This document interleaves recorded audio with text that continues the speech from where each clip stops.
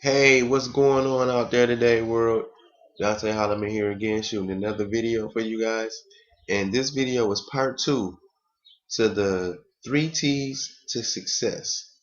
Now, if you missed the first one, the three T's to success is actually to test,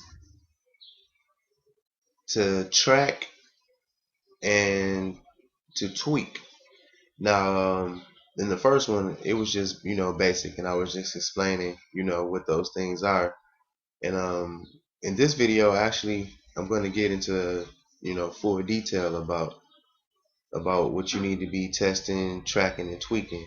And there will be other videos to this. So this is actually part two. And in part two, I want to talk about your lead capture pages. You know, the lead capture page is probably one of the most important things that will be in your business. That's where you will be able to collect all the information you need from your prospects. And just like any other business, how can you sell a product or service if you don't have anyone to sell to? And it's a proven fact that most people will not buy your product or service the very first time that they run into it. So it's very important to have a lead capture page to capture the information.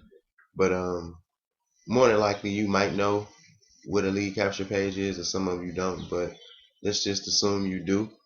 But this is one thing that you have to do to be successful. Um, a lot of times people get into opportunities that come with their own lead capture pages, and I really wouldn't recommend using those personally myself, because if you really think about it, say you're in a company that has let's just say 5 to 10,000 people involved in the same opportunity. Well, if everyone is using the same exact capture pages, it's unattractive to other people. I mean, at first I didn't believe it until I started noticing, certain things. It got to the point where I could see a person's capture page and I wouldn't even have to, input my information because I already knew what it was, you know, and that can really become a problem, when you're out there promoting your opportunities. So I would suggest that you get your own capture pages made or learn how to make your own. Another good thing that you could do would be to get an opportunity that deals with certain tools that you need. I think that would actually be your best bet. A lot of people tend to not want to get into other opportunities because they're so focused on their opportunities. But what you need to focus on and realize is that some opportunities you should get into because it actually could complement your opportunity. So just a couple examples. Like LSN or um, even 12-second commute. It's just different opportunities out there that will actually make sure that you can customize your own capture pages and autoresponders and stuff like that. But all right, now so getting back on track. Once you do have your capture page, go ahead and use it. And you're testing it out first. You're putting it out there, letting people come. Yeah, you'll get some leads. Even the most generic, crazy looking capture pages people sign up for, and believe it or not, sometimes the most simplest ones get better results than all the flashy ones that have like um, big houses and fancy cars on them and stuff. Like sometimes the most basic ones work better, and but you need to be testing them out. Don't ever just I would say go ahead and test out the capture page for like a week or two, and then change it, and just see the difference in your results.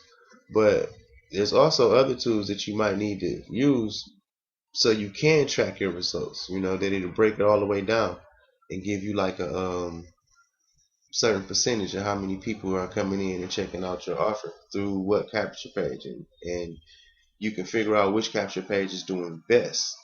You know, that's just the capture page itself. Now, another thing you want to test out on your capture pages is like the headlines and stuff.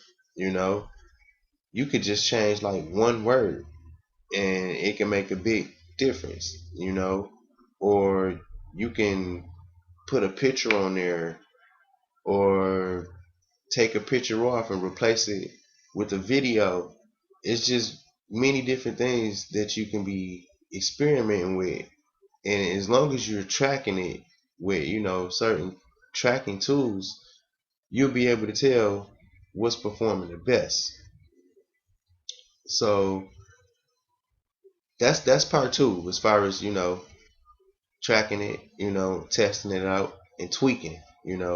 That's how you do those three things with your capture pages.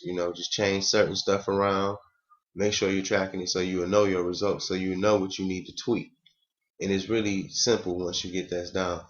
Now, in part three, I'll be talking about, the same thing as far as, tracking, testing, and tweaking, but it'll be a different type of thing, that you will need to be using those three T's on, So this one is about tracking, tweaking, and testing out capture pages. So in the next one, I'll be moving along and sharing some more information on other things that you need to learn how to track, test, and tweak. So that's it for part two of the three T's to success. And I'll see you guys in the next video. You heard?